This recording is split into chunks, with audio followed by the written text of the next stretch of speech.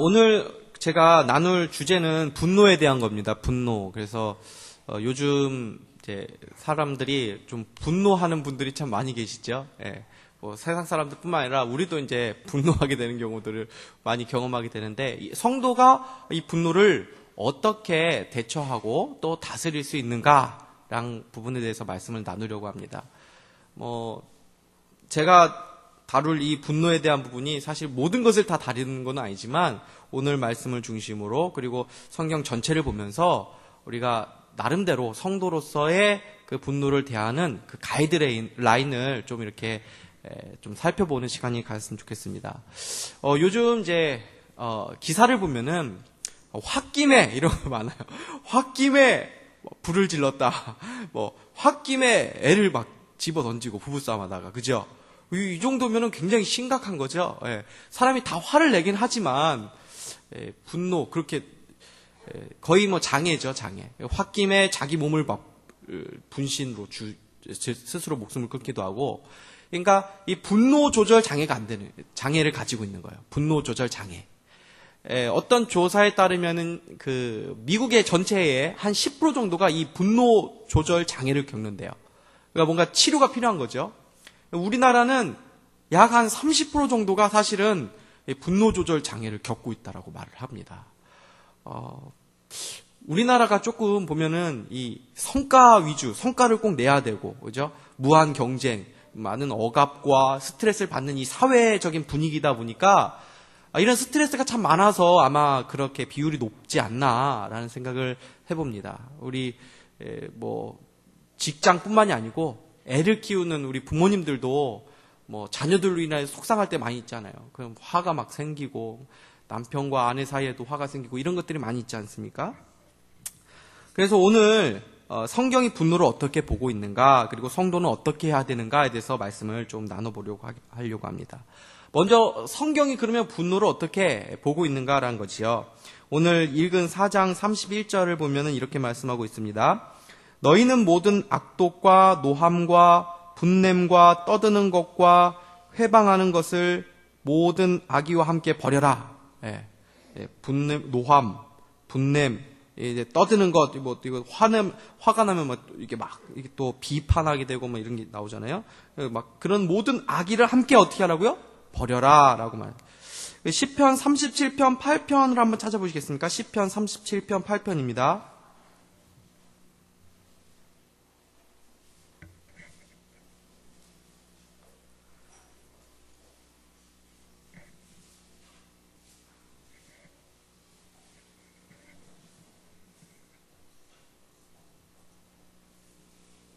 시편 37편 8절입니다. 우리 같이 한번 읽겠습니다. 시작. 분을 그치고 노를 버리라 라고 말씀하고 있죠.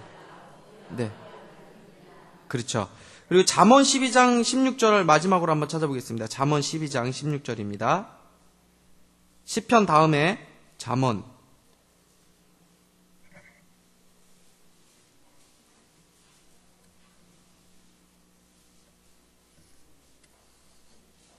(12장) 16절입니다.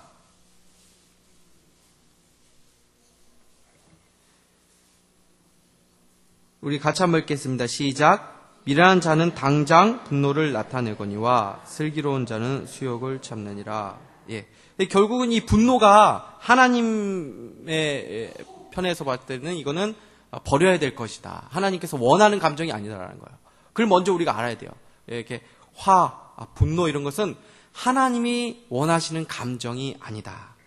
오늘 본문을 보면은 분노가 굉장히 위험한 상태에 있음을 보여줍니다. 그래서 오늘 본문에 보면은 이렇게 말씀하고 있죠. 분을 내어도 죄를 짓지 말며 해가 지도록 분을 품지 말라. 네, 잘 읽어보셔야 돼요. 분을 내어도 죄를 짓지 말며 해가 지도록 분을 품지 말라. 네, 분하고 죄가 같이 쓰입니까? 지금 다르게 쓰입니까? 다시 한번 읽어드릴까요? 분을 내어도 죄를 짓지 말며 해가 지도록 분을 품지 말고, 네, 분하고 죄하고 이게 같이 쓰입니까? 아니면은 좀 구분해서 말하고 있습니까? 분을 내어도 죄는 짓지 말아라. 분이 죄인가요? 분을 내어도 죄를 짓지 말아라. 네? 분을 내지만 죄는 짓지 말아라. 그러니까 분하고 죄하고 좀 구분하고 있죠. 네. 성경 전체를 보면 사실은 이 분노 자체가 어떻게 보면 죄일 수 있습니다. 왜냐면은 이 마음으로 화를 내는 거는 이 분은 이 나를 분노하게 한 대상에 대한 미움이 같이 수반될 수 있거든요. 근데 미워하는 것은 곧 뭐 하는 거라 그랬습니까? 살인하는 거라 그랬죠. 그러니까 사실 이 마음의 감정 자체를 성경은 꼭 행동으로 취해야만 죄가 아니고 마음의 그 동기까지도 성경은 죄라고 보기 때문에 이 분 자체가 전체 성경 전체 보면 죄일 가능성이 많죠. 그럼에도 불구하고 오늘 이 분과 죄를 구분한 것은 두 가지 의미가 있다고 볼 수가 있는데, 첫 번째는 이 분에 있어서는 그 악을 수반하는 이 분노 말고 이 거룩한 분노가 있을 수 있어요. 예를 들어서 이런 거죠. 다윗이 그 형들에게 도시락을 갖다 주러, 전쟁터에 참여한 형들에게 도시락을 갖다 주러 갔는데, 골리앗이 이스라엘 백성들과 하나님을 막 모욕하는 얘기를 했어요. 그죠? 그때에 다윗이 엄청 화를 냈습니다. 이거는 사실은 이 악의를 동반한 분노가 아니죠. 이거는 의분, 어떻게 보면 거룩한 분노, 하나님에 대한 사랑을 동기로 한 분노죠. 어떻게 저런 블레셋 이방인이 하나님을 욕할 수 있고 하나님의 백성을 욕할 수 있느냐. 그 하나님의 마음을 가지고 분노한 거죠. 이거는 거룩한 분노죠. 그죠? 우리가 나의 죄에 대한 분노, 어떻게 내가 하나님의 부르심을 받고 이렇게 성도가 되었는데 이렇게 마땅한 삶을 살지 못하고 오늘도 이렇게 내 부족한 모습을 내가 보게 되는가. 또는 이 교회를 향한 비난하는 사람들을 바라보면서, 또는 이 세상의 부조리함을 바라보면서 이 하나님의 공의를 그리워하면서 나타나는 우리의 마음 가운데 어떤 이 분노, 이 악에 대한 분노, 이것은 좋은 분노죠. 그래서 이제 분노를 좀 구분할 수가 있는 것이고, 또 하나는 뭐냐면은 분노에서 더 나아가서 이 악을 행하는 이 구체적인 악까지 더 나아가서는 안 된다라는 의미가 요 안에 포함될 수 있습니다. 그래서 이제 이렇게 약간 이 에베소 4장에서는 이제 구분하고 있는 것이거든요. 그러나 오늘 이 본문은 이 분노가 얼마나 위험하고 악을 저지르기 쉬운지, 이 죄를 범하기 쉬운 그 단계에 있는지를 보여주는 것입니다. 그래서 여기서 뭐라고 말하냐면, 해가 지도록 분을 품지 말고 마귀에게 틈을 주지 말라라고 했어요. 여기서 이제 마귀에게 틈을 주지 말라, 이것은 뭐냐면은 딱 그 그림을 생각하시면 됩니다. 우리가 이제 나쁜 이건 상상의 예인데, 이제 뭐 택배로 가장한 강도나 도둑이 이렇게 들어오는 경우도 종종 있다고 기사에 나오는데, 택배 왔습니다. 문을 딱 여는데 이게 안 좋은 사람이에요. 그러면은 문을 얼른 이제 닫아야 되는데, 문을 이제 순간 열어줬죠. 순간 열어준 닫아야 되는데 그 강도가 발을 딱 집어넣는 거예요. 그 틈 사이로 발을 싹 집어넣는 거예요. 영어 성경에도 이걸 어떻게 내느냐, 풋홀드라고 나왔거든요. 풋홀드, 발판을 제공해 주지 말라라는 거예요. 틈을 내주지 말라라는 말은 이 마귀에게 발판을 내주지 말라는 말이 이 딱 그 연상입니다. 그래서 이 발을 딱 집어넣어 버리면은 이제는 감당하기가 힘든 거죠. 문을 딱 완전히 닫았을 때는 방어하기가 쉬운데, 문을 닫기 직전에 이 발을 내줬기 때문에 그 다음부터는 우리 감당하기가 힘든 거예요. 그래서 지금 2단계라는 거, 분노는 마귀에게 이 발을 딱 내준 것 같다. 틈 사이에 발을 비집고 들어갈 수 있는 틈을 내준 것 같기 때문에 더 무서운, 더 하나님께서 좋아하시지 않는 그런 악을 저지르기 매우 쉬운 그런 단계에 있다라는 것을 보여주는 것입니다. 무엇보다 이 분노가 갖고 있는 이 위험성은 이 사랑하는 사람을 파괴시킵니다. 이 마귀가 하는 일이 무엇입니까? 예수님께서 이 땅에 오신 목적이 무엇입니까? 우리에게 영원한 생명을 주고 더 풍성히 얻게 하려고 오셨다고 하셨는데, 마귀가 온 것은 뭐예요? 도적질하고 우리를 멸망시키고 죽이는 것이라고 했어요. 그죠? 마귀는 우리를 공격할 때 우리의 목적은 뭐냐면, 그 마귀의 목적은 뭐냐면 우리를 파괴시키는 거예요. 멸망하는 거예요. 완전 다 부서뜨리는 거예요. 그죠? 우리의 가정을 다 부서뜨리게 하는 게 마귀의 목적입니다. 이거를 분노를 통해서 마귀가 그렇게 사용한다는 거예요. 그러니까 분노는 우리를 파멸시키고 우리의 가정을 파괴시키고 가장 가까운 나와 나의 가족들을 파괴시킬 수 있는 무서운 무기, 마귀가 사용하는 무기가 될 수 있다는 거예요. 이 우리가 그것을 알아야 된다는 거죠. 분노가 있을 때 이것은 내가 마귀의 장난감이 될 수 있다. 내가 나만 망가뜨린 것이 아니라 나의 가까운 사랑하는 사람들을 망가뜨릴 수 있는 그런 위험이 있다라는 것을 우리가 먼저 기억해야 된다. 이게 분노를 낼 때의 가장 가슴 아픈 일입니다. 일반적으로 우리는 이 만나는 보통 사람들에게는 상냥하게 대하고 이렇게 불쾌한 일을 당해도 좀 참아요. 그죠? 그런데 그 과정에서 이 억누른 그 분노의 감정을 어떻게 언제 표출하게 되냐면은 나의 가장 가까운 이 배우자 또는 자녀들에게 쉽게 배출하게 된다는 거예요. 그래서 이제 사실 목회자들 가운데에 이런 분들이 많이 계신 거예요. 왜냐하면 이제 목사님들은 항상 성도들을 보고 화를 낼 수는 없거든요. 그러니까 항상 네네 다 참는 거죠. 뭐 안 좋은 말도 뭐 해도 다 일단은 본인이 다 참아야 되는 거예요. 일단 성도하고 목사하고 싸우면 누가 이긴다고요? 성도가 이기는 거죠. 장로님하고 성도 싸워도 당연히 성도가 이기는 거죠. 그래서 일단은 뭐 싸우면 목회자가 손해니까 일단 참아야 되는 거예요. 참고 이것을 어떻게 풀게 되냐면은 이제 집에서 이제 이게 표출하게 되는 거예요. 그래서 목회자의 자녀들이 이 삐뚤어지는 경우들이 많은 이유가 여기 있습니다. 우리 아버지는 교회에서는 매우 거룩하시고 막 웃으시고 그러는데 완전 이중인격자라는 그런 이제 자녀들의 고백을 하게 되는 거예요.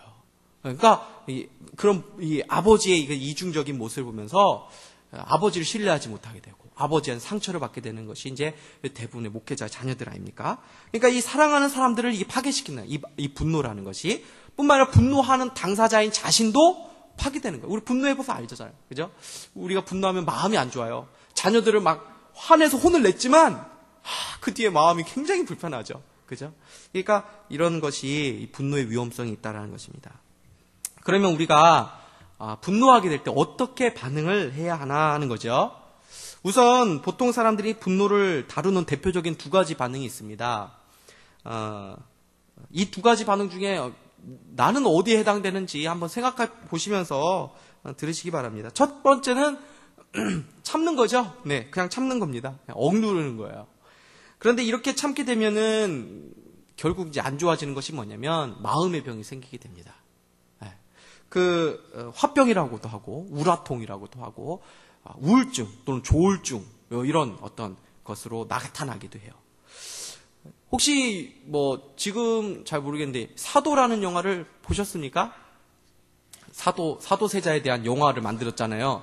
보신 분들 계십니까? 네. 저도 이제 얼마 전에 봤는데 이제 이 사도세자가 왜 그렇게 우리 돼지우리 같은 거기에 네, 죄송합니다. 제가 표현이 이상해서 거기에 그렇게 영조는 왜 그 아들을 거기다 가둘 수밖에 없었는지 이런 걸 다 풀어서 설명을 했는데 결국 한마디로 얘기하면 뭐냐면은 이 사도세자가 마음의 병이 생긴 거예요. 이 영조가 이 아들에 대한 이 기대가 너무 많았죠. 근데 아들이 그 기대에 충족하지 못하니까 자꾸 혼내고 자꾸 신하들 앞에서 자꾸 꾸중하고 자존심 상하게 하고 그랬잖아요. 그래가지고 이제 이 사도가 아버지한테 감히 대들 수는 없고 나중에는 마음의 병이 걸려가지고 옷을 못 입는 지경이 일어났어요. 옷을 갖다 주는 신하를 때려 죽이고 이런 장면이 나오는데 결국은 뭐냐면은 참으면 그렇게 된다는 거예요. 참으면. 이게 그래서 참는다는 것, 이 분노를 우리가 성도가 다스려야 되는데 이 참는다는 것은 좋지 않다라는 거죠. 많은 자녀들이 부모로부터 이 마음의 상처를 받고 분노심을 키워가는 경우들이 많이 있습니다. 그러니까 이 윗사람에 대한 상처를 받으면 이걸 표출하기 힘들잖아요. 그죠?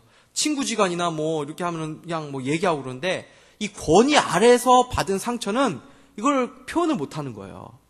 그러니까 이 자녀들이 사실은 이 상처를 가지고 간 경우들도 많이 있을 수 있고 이미 어른이 된 우리들이지만 우리들도 생각해보면 아버지나 어머니로부터 받은 이 과거의 상처들이 우리 마음 가운데 여전히 남아있는 경우들이 어른들도 많이 있는 거죠. 대부분 이 상처들은 이 부모님에 의해서 받는 그런 분노나 상처들이 많이 있을 수 있다는 겁니다. 근데 이런 것들을 그냥 우리 아이들이 억제하고 덮어두는 경우가 많이 있을 수 있다는 거죠. 그러다 보면 결국 그 마음의 분노를 마귀가 이용하게 되는 경우들이 많이 생기는 것입니다. 마음의 병이 무서운 건 뭐냐면은 외부로 보이는 병은 이거를 우리가 민감하게 여기고 조금만 막 손에 막 두드러기가 생기고 뭐 이렇게 하면은 이거 병원 가야 된다 하면서 하는데, 마음의 병은 그냥 덮어두고 하는데 우리가 그것을 안 보이니까 그 심각성을 모르는 거예요.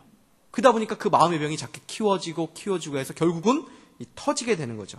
그래서 마음의 병이라는 게 더 위험한 것이고 이 분노를 참는 것이 위험하다라는 것입니다.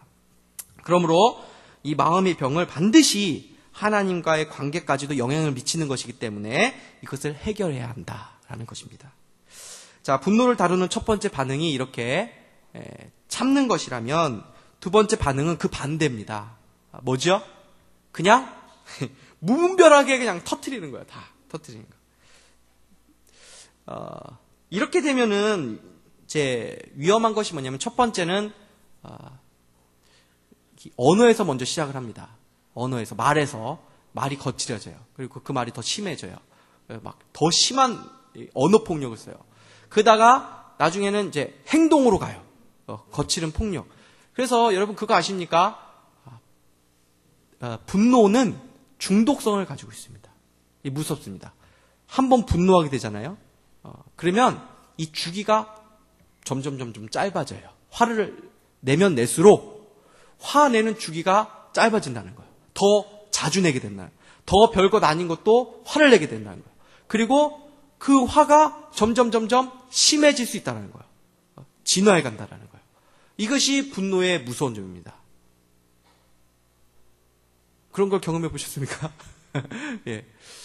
그래서 막 한번 손을 대기 시작하면 계속 손을 댄다 그러잖아요.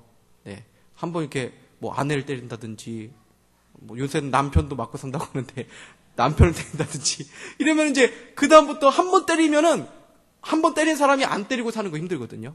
계속 때리는 거예요. 또 때리는 거예요. 그리고 그게 심해지는 거예요.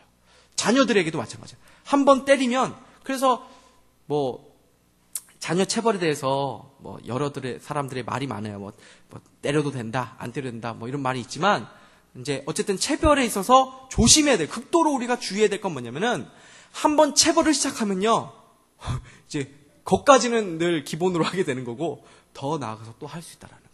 이것을 우리가 늘 경계하고 조심해야 될 필요가 있다는 것입니다. 야고보서 3장 5절에서 6절에 이런 말씀이 있습니다. 혀는 곧 불이요 불의 세계라. 혀는 우리 지체 중에서 온몸을 더럽히고 삶의 수레바퀴를 불사르나니 그 사르는 것이 지옥 불에서 나느니라. 그리고 8절에는 이렇게 말하고 있습니다. 혀는 능히 길들일 사람이 없나니 쉬지 아니하는 악이요 죽이는 독이 가득한 것이라 라고 말하고 있죠.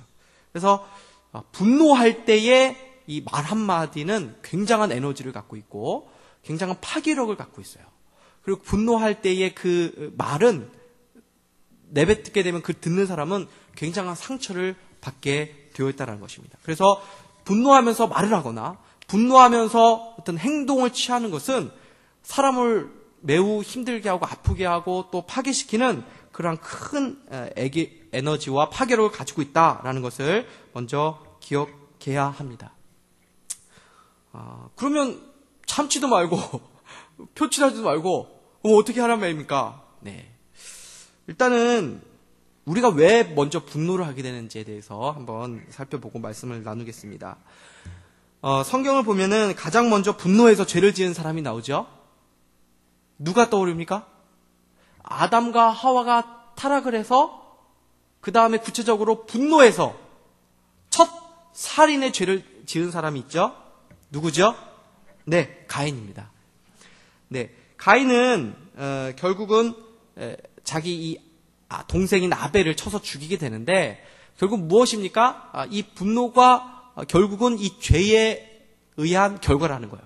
인간의 타락으로 인해서 들어오게 된 그 죄의 열매, 결과물이라는 것을 우리가 먼저 알아야 됩니다. 그렇기 때문에 사실은 우리는 오늘 이제 성경에서 말하는 이 성도가 분노를 어떻게 다스려야 되는가에 대해서 이제 살펴보겠지만 결국은 이 분노와의 싸움은 우리가 언제까지 하는 거예요? 죄에 대한 결과물이기 때문에 죄가 없어지기 전까지는 계속 싸워야 되는 거죠. 네, 평생 우리는 죄와 싸우듯이 이 분노하고도 싸우는 인생을 살아가야 된다는 겁니다. 가인과 아벨이 모두 하나님 앞에 제사를 드렸습니다. 그러나 하나님은 아벨의 제사만 받으시고 가인의 제사를 받지 않으셨어요. 이거에 대한 이야기는 요거하고는 큰 관련은 없기 때문에 이제 제껴두고 말씀을 드리겠습니다. 창세기 4장 5절에서 6절을 한번 보시겠습니까? 한번 찾아보시겠습니까? 네. 창세기 4장 5절에서부터 6절입니다.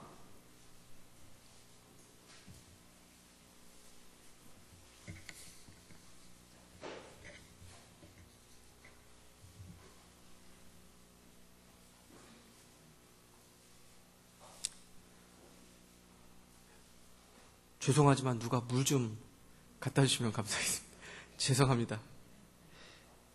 창세기 4장 5절부터 6절 우리 같이 한번 읽어보겠습니다. 시작. 가인과 그의 재물은 받지 아니하신지라 가인이 몹시 분하여 안색이 변하니 여호와께서 가인에게 이르시되 내가 분하여 하면 어찌 됨이며 안색이 변함은 어찌 됨이냐 내가 선을 행하면 어찌 낯을 들지 못하겠느냐 선을 행하지 아니하면 죄가 문에 엎드려 있느니라 죄가 너를 원하나 너는 죄를 다스릴지니라 가인이 그의 아우 아벨에게 말하고 그들이 들에 있을 때에 가인이 그의 아우 아벨을 쳐 죽이니라.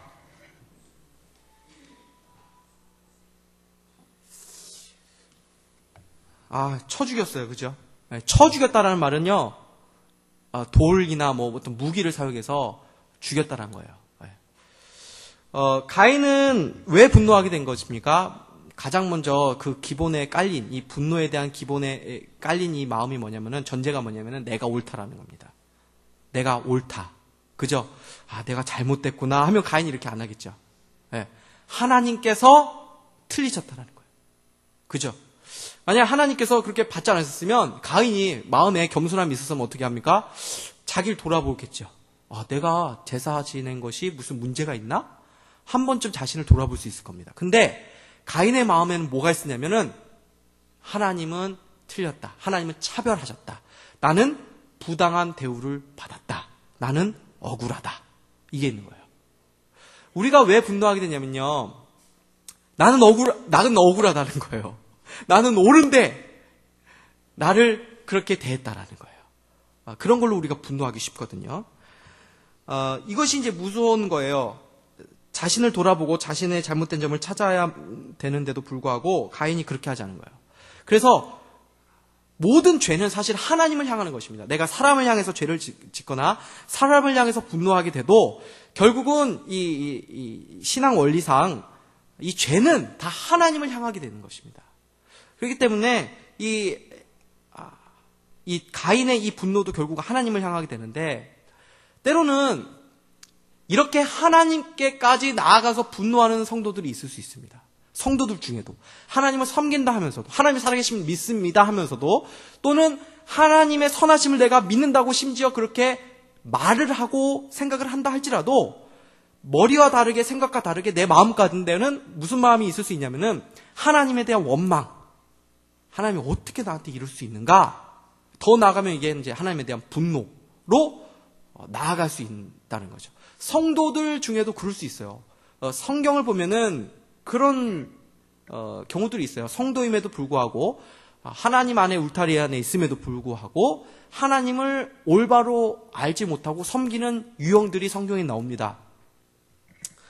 첫 번째는 누구냐면은 탕자 이야기에서 나오는데 첫째 아들이 바로 이 유형이에요.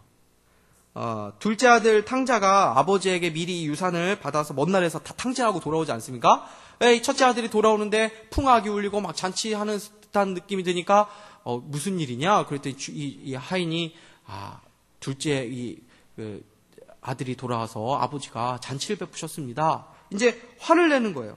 화를 내면서 이 첫째 아들이 아버지에게 하는 말씀이 이거입니다. 누가복음 15장 29절인데요. 아버지께 대답하여 이르되 내가 여러 해 아버지를 섬겨 명을 어김이 없거늘 내게는 염소 새끼라도 주어 나와 내 벗으로 즐기게 하신 일이 없더니 아버지의 살림을 창녀들과 함께 삼켜버린 이 아들이 돌아오매 이를 위하여 살찐 송아지를 잡으셨나이다. 원문에 보면은 아버지, 내가 여러 해 동안 아버지를 종처럼 섬겼습니다. 노예처럼 내가 아버지를 섬겼습니다. 그런데 어떻게 나한테는 이렇게 인색하게 대하셨으면서 둘째 아들에게는 저렇게 대할 수 있습니까? 라고 하는 거죠. 어떻게 보면 가인과 아벨 이런 이 느낌이 여기서 조금 느껴지는 것 같아요. 하나님을 아버지로 여기는 것이 아니라 마치 주인처럼 생각하며 살아가는 이 성도들의 유형을 이 첫째 아들이 보여주죠. 두 번째 사람 대표적인 인물이 누구냐면 게으른 청지기 비유에 나오는 인물입니다. 주인이 먼 나라에서 떠났는데 한 사람한테는 5달란트를, 한 사람이 2달란트를, 한 달란트를 주죠. 그리고 나중에 다시 돌아와서 계산을 합니다. 5달란트는 5달란트를 남기고 2달란트는 2달란트를. 근데 1달란트는 땅에 묻은 것을 드려요. 그때 이 땅에 묻은 것을 드리면서 주인에게 한 말이 있습니다. 이 1달란트 드린 사람이 뭐라면 이렇게 말해요. 1달란트 받았던 자는 와서 이르되 주인이여 당신은 굳은 사람이라 심지 않은 데서 거두고 해치지 않은 데서 모으는 줄을 내가 알았으므로 두려워하여 나가서 땅에 감춰두었나이다. 주인을 뭘로 보았냐면 굳은 사람, 인색한 사람으로 봤다는 거. 그래서 내가 두려워서 하나님을 믿는 사람 그 울타리 안에 있지만 하나님을 두려워하는 사람들이 있는 거예요. 두려워서 내가 감춰두었나이다 라고 말을 하고 있죠. 하나님을 믿기는 믿습니다. 그래서 하나님을 떠나지는 않습니다. 그런데 하나님을 오해하면서 믿는 사람들이 성도들 가운데 있다는 거예요. 두려워하는 하나님. 그래서 내가 잘못하면 항상 나를 때리시는 하나님. 이런 생각을 하는 거예요. 아버지보다는 주인으로 여기는 거죠. 그래서 하나님을 섬기고 살아가고 있지는 하지만 그 밑바닥에는 늘 뭐가 일이 잘못되고 뒤틀리면은 하나님에 대한 분노와 원망이 늘 있을 수밖에 없는 거예요. 고난의 원인이 하나님에게 있다고 생각을 하는 거죠. 이게 고난은 하나님의 주권 안에 있다. 내가 지금 고난을 당하는 삶 가운데 있지만 이 모든 것이 다 하나님의 섭리 안에 있다. 하나님의 주권 안에 있다 하는 것하고 고난의 원인이 하나님에게 있다고 하고는 천지 차이입니다. 이거 구분하셔야 돼요. 고난이 하나님의 섭리 가운데 있음을 믿는 것은 결국 그 고난도 합력해서 선을 이루게 될 것을 내가 믿는 믿음을 거기서 같이 동반하는 거예요. 하나님은 선하신 분이기 때문에 결국 이 고난도 선으로 바꾸실 수 있는 분이다라는 것을 믿는 거죠. 이것이 바로 이 고난 가운데서도 하나님의 주권을 믿는 이 백성들의 모습입니다. 그런데 고난이 하나님이 고난의 원인이다. 이것은 뭐냐면은 결국 모든 고난이 생길 때마다 하나님을 원망하게 된다는 거예요. 어떤 목사님을 통해서 들은 이야기인데 한번 제가 언젠가 한번 말씀을 예화로 들은 적이 있는 것 같아요. 미국으로 유학 가서 피아노를 전공한 한 그 청년이 있었다고 합니다. 그런데 우리가 잘 알지만 뭐 미술이나 피아노나 이쪽은 예체능 쪽은 사실 이게 진로가 굉장히 좁아요.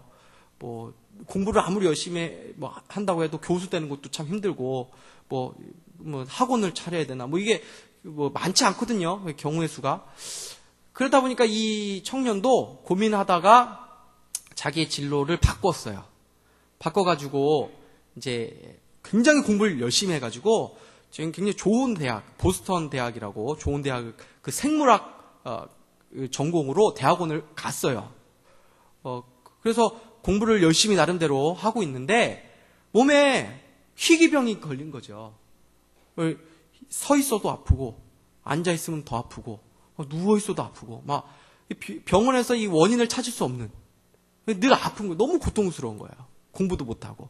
근데 이 자매가 무슨 생각을 했냐면은 하나님께서 원하시는 길이 피아노를 전공하는 길인데 하나님의 뜻이 거기에 있었는데 내가 그 하나님의 뜻을 저버리고 전공을 바꿔가서 하나님이 나한테 벌을 내리신 거다라고 생각을 한 거예요. 그래서 이제 이 목사님을 찾아와서 이제 상담까지 했는데 결국 그 상담을 받고 난 다음에 그 다음에 얼마 되지 않아서 이 자매가 스스로 목숨을 끊어버렸습니다. 이게 나름대로 이 자매는 무슨 생각을 했냐면 이게 하나님을 대항하고 하나님을 복수하는 하나님께 복수하는 나로서 할 수 있는 그 유일한 방식이었더라고 생각을 한 거예요. 그래서 목숨을 스스로 끊었다라는 것이죠. 실제적으로 그런 사람들이 있다라는 것입니다. 하나님을 오해하면서 그렇게 섬기는 사람들의 모습인 것이죠. 가인은 이 분노를 하나님께 직접 표출을 했습니다. 이 모든 분노가 나는 옳고 하나님은 틀렸다 하는 무서운 교만에서 오는 것입니다. 그런데 한번 반대로 이 가인과 다른 사람이 있어요. 누구냐면 이 다윗입니다. 다윗은 분노할 상황이었는데도 분노하지 않는 모습을 우리가 성경에서 보게 되는데, 이것을 어디서 보게 되냐면 사무엘하 16장을 한번 찾아보겠습니다. 사무엘하 16장입니다.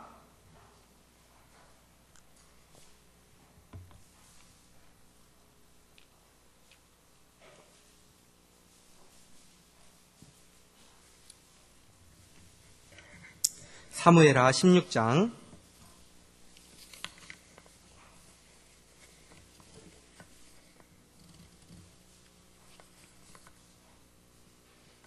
10절 보겠습니다. 10절부터 13절까지 보겠습니다. 10절로 13절입니다. 우리 같이 한번 읽겠습니다. 시작. 왕이 이르되 수르야의 아들들아, 내가 너희와 무슨 상관이 있느냐?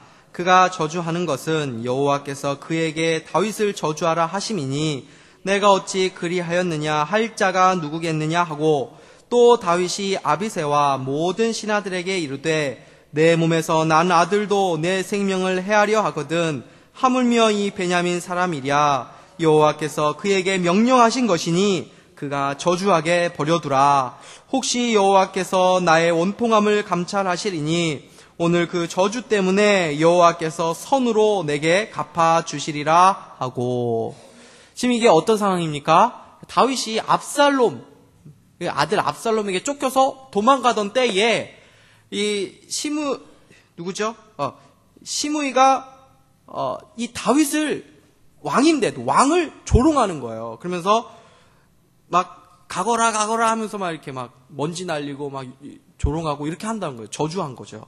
그때 이제 그 옆에 있는 다윗의 측근 아비새가 분노했습니다. 그죠? 자기가 섬기는 이 왕을 조롱하는 이 사람을 보면서 가뜩이나 도망가는 것도 지금 열받는 상황입니다, 지금. 근데 한 사람이 별것도 아닌 한 사람이 조롱을 하는 거예요. 그러면은 아우 잘됐다. 화풀이 할 데도 없는데 잘됐어 하면서 그냥 뭐 완전히 그렇게 다 이렇게 묵사발 낼 수가 있는 거죠. 그래서 이제 옆에서 아비새가 왕이여, 단칼에 내가 저 사람을 죽이도록 허락을 해 주십시오 라고 합니다. 그때 다윗이 말한 것이 바로 이 부분이에요. 다윗이 분노하지 않고 분노할 상황에서도 분노하지 않은 이 결정적인 이유가 무엇입니까? 그가 하나님의 주권을 인정했다는 거예요. 이 모든 상황이 하나님의 주권 안에서 이루어졌다는 것을 지금 다윗이 받아들인 거예요. 현실을 받아들이고 이 모든 상황이 하나님의 손 안에 있음을 믿은 거죠. 이것이 다윗이 분노할 상황에서도 분노하지 않은 가장 큰 이유입니다. 모든 상황이 하나님의 손 안에 있다는 것, 하나님의 뜻 안에서 모든 일들이 이루어진다는 것이 때로는 우리가 분노할 상황에서도 분노하지 않게 하는 큰 위로가 된다는 것입니다. 그런 것을 경험해 보신 적이 있습니까? 억울한 상황을 당하거나 이해가 되지 않는 상황을 우리가 만나게 될 때 이 모든 것이 하나님 안에서 다 이루어지는 것이다 라는 것이 우리에게 위로가 된다는 거예요. 하나님께서 이런 상황을 주었다면 결과적으로도 결국 선으로 이어짐을 우리가 믿기 때문에 우리는 합력해서 선을 이루어진다라는 이 성경의 말씀을 믿고 고난과 어려움 가운데서도 능히 이겨낼 수 있는 힘을 얻는 것이라는 것입니다. 그러므로 하나님을 바라보되 하나님을 오해하는 것이 아니라 하나님을 선하신 하나님으로 믿는 것이 어떤 상황에서도 분노하지 않는 첫 걸음이 되는 거예요. 모든 주권을 인정하는 거예요. 현실을 그대로 받아들이는 그 훈련이 우리에게 먼저 있어야 되는 것입니다. 이 현실뿐 아니라 과거의 상처들로 인한 분노도 마찬가지입니다. 내가 저 사람을 만나지 않았으면, 그때 내가 그 결정을 하지 않았으면, 그때 내가 일을 시작하지 않았으면, 그 사업을 내가 하지 않았으면 하는 생각들에 사로잡혀서 과거의 상처나 잘못된 결정으로 인해서 늘 후회하고 괴로워하는 경우들이 있는데, 결국 예수 그리스도 안에서 모든 것이 합력해서 선을 이루어지고 또 모든 것이 나에게는 축복이 된다는 것을 우리가 믿어야 된다는 것입니다. 그래서 우리가 힘이 되는 말씀이 있습니다. 고린도후서 5장 17절 말씀. 그런즉 누구든지 그리스도 안에 있으면 새로운 피조물이라. 이전 것은 지나갔으니 보라 새 것이 되었도다. 이전 것은 지나갔으니 보라 새 것이 되었도다. 그렇죠? 과거의 상처가 더 이상 나를 억압하거나 컨트롤하지 못한다는 것입니다. 과거에서 우리가 벗어나겠다는 것이고 예수를 믿게 되면 이제 그 과거의 상처들조차도 우리에게는 축복의 선물이 된다는 것입니다. 이것이 우리에게는 은사가 되는 것이고 이것이 우리에게는 하나님을 섬기고 교회를 섬기는 어떤 축복의 통로가 되는 거예요. 그래서 이 예수 그리스도 안에 있으면 이 과거의 상처가 무엇이 되냐면은 치유자로 바뀌는 거예요. 상처 입은 치유자. 내가 그 고난과 고통을 겪었기 때문에 동일한 고난과 고통을 겪고 있는 자를 위로해 줄 수 있는 자가 되는 거예요. 그들에게 힘을 줄 수 있는 하나님의 축복의 통로로 쓰임받는다는 거예요. 하나님께서 쓰시는 축복의 도구가 된다는 거예요. 우리의 상처들이. 이것이 이 성도들의 축복이라는 것입니다. 두 번째, 이 분노를 다스리는 이 성도들이 할 수 있는 이 태도, 이 분노를 대처하는 이 자세가 뭐냐면 첫 번째는 뭐라고요? 분노를 대처하는 첫 번째 자세는 뭐라고요? 하나님의 주권을 인정하고 현실 가운데 받아들이라는 거예요. 두 번째는 우리가 분노를 다스리는 두 번째 태도는 하나님을 향해서 그 분노를 쏟아 놓으라는 거죠. 제가 처음에 말씀드렸죠. 분노를 참아도 안 되고 분노를 무분별하게 표출해서도 안 된다. 그러면 어떻게 되느냐? 그 분노를 하나님께 쏟아 놓으라는 거예요. 하나님께 분노하라는 게 아니고요. 하나님께 그 분노를 쏟아 놓으라. 분노는 반드시 표현해야 돼, 표출해야 돼요. 그렇지 않으면은 자꾸 마음에 병이 생겨요. 반드시 그를 드러내고 표출해야 됩니다. 잘 표출해야 됩니다. 분노는 마치 그 증기, 압력밥솥, 이 증기와 같아서 그를 잘 뽑아내야지 한번 계속 그냥 뽑아내지 않고 그냥 누르고 있으면은 터지는 것이고 그냥 막 열어도 터지는 것이고 잘 뽑아내는 거예요. 근데 이것을 하나님께로 향해서 표출하라는 겁니다. 하나님께서는 서로 사랑만 하며 살도록 사람을 만들었지만 죄가 들어온 이후에 사람들은 서로 상처를 주고받는 관계가 되어버렸습니다. 가장 사랑하는 부부 사이에서도 그리고 부모 자식 간에서도 상처를 주고받는 관계로 전락해버린 거죠.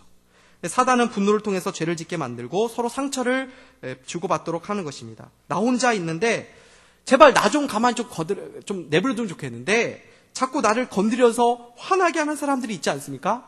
가족 중에 이제 그런 사람들이 있을 수가 있는데 제발 나 좀 그만 좀 내버려둬라. 이럴 때 우리가 어떻게 해야 할까요? 이런 상황에 처했던 인물이 있죠. 성경의 인물 누굽니까? 한나입니다. 한나. 사무엘상 1장 6절을 한번 보시면 제가 읽어드리겠습니다. 여호와께서 그에게 임신하지 못하게 하심으로 그의 적수인 분인나가 그를 심히 격분하게 하여 괴롭게 하더라. 그죠? 가만히 있는 한나를 분인나가 자꾸 막 찌르고 막 격분시켰어요. 이럴 때 어떻게 해야 될까요? 이렇게 해서. 이때 한나가 어떻게 반응을 했나요?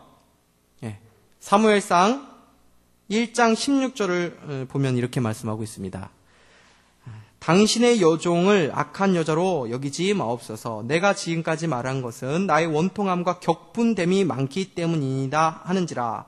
한나가 분이나로 인해서 마음이 괴롭고 분노가 생길 때 그 상한 마음을 가지고 하나님께 나아가서 기도한 거예요.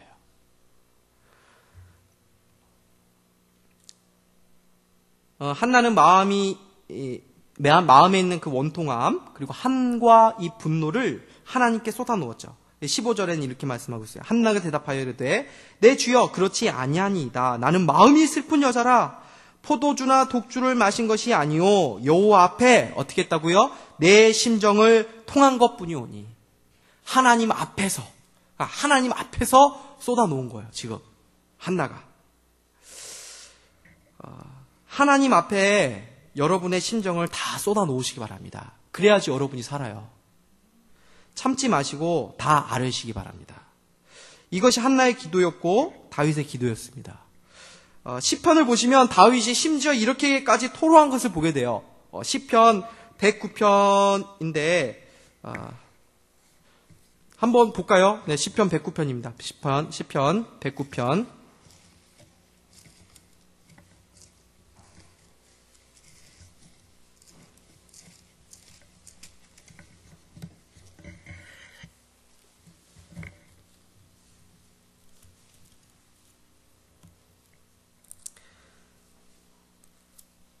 이 8절부터 제가 한번 읽어볼게요. 8절부터 보시기 바랍니다.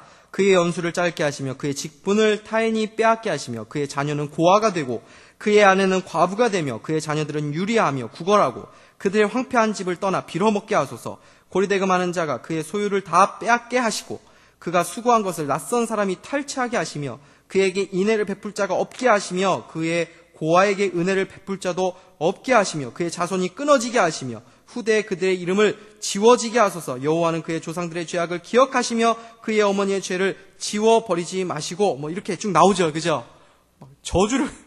저주하는 막 자신에게 분노하게 한 그 대상을 향해서 지금 하나님 앞에 기도하는데 이렇게까지 지금 다윗이 기도하잖아요. 하나님 앞에 자신의 그 가지고 있는 분노를 이렇게 표현을 하고 있는 것을 우리가 보게 되는 것입니다. 혹시 여러분 가운데 하나님, 제가 죽을 것 같습니다. 이렇게 기도해 본 적 있으십니까? 여러분의 심정을 그대로 하나님께 드러내 보신 적이 있으십니까? 성도들 중에 착한 콤플렉스 성도라는 어떤 그런 것을 갖고 있는 분들이 있어요. 하나님 앞에서도 착한 모습을 유지해야 되는 것 같은. 그래서 기도를 하더라도 그런 내 마음의 분노가 있지만 그것을 드러내지 않고 그렇게 내가 드러내면 하나님께서 책망하실 것 같아서 그래서 기도도 그래도 그렇게 하면 안 될 것 같아 하면서 이렇게 하는데 하나님 앞에 다 쏟아 놓으셔도 됩니다. 하나님께서 그것을 다 들어주세요. 제가 엊그저께 탕자에 대해서 첫째 아들, 둘째 아들에 대해서 이제 새벽에 설교를 했는데 그 설교 준비를 하면서 하나 느낀 것이 있는 것 중에 하나가 뭐냐면은 첫째 아들도 폐륜하구나. 쳐 죽일 만한 아들이구나.